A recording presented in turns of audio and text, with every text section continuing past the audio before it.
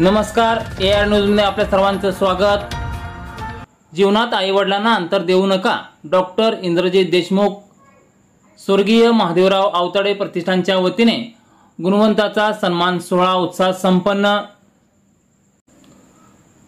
चांगले संस्कार आणि गुणवत्तापूर्वक शिक्षण घेऊन जीवनाच्या प्रवासात यशाची अनेक शिखरे गाठा, परंतु ही उंची गाठताना आपल्या आईवडिलांना आणि त्यांच्या संस्कारांना कधीही अंतर देऊ नका, असा मार्मिक सल्ला सुप्रसिद्ध प्रवचनकार तथा माजी संधी अधिकारी डॉक्टर इंद्रजित देशमुख यांनी व्यक्त केला आहे।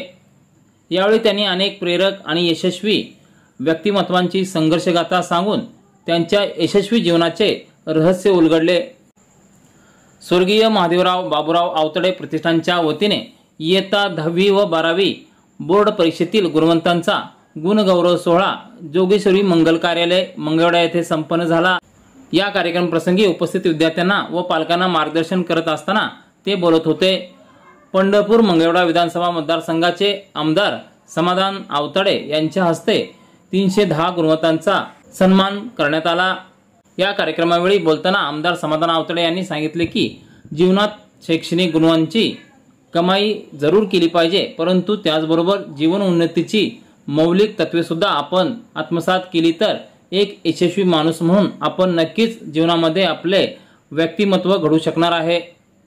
त्यामुळे पराक्रम सिद्ध करण्याच्या कालखंडात कोणत्याही मोहाला बळी न पडता आपल्या ध्येयावर आणि स्वप्नांवर लक्ष केंद्रित करून अपेक्षित यशाला गवसणी घालणे गरजेचे असल्याचे त्यांनी सांगितले।